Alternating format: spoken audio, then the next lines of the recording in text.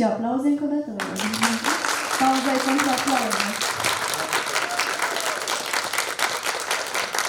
De asemenea, aș dori să precizăm și faptul că avem un recital de chitară electrică, interpretat de Bogdan Mihailescu.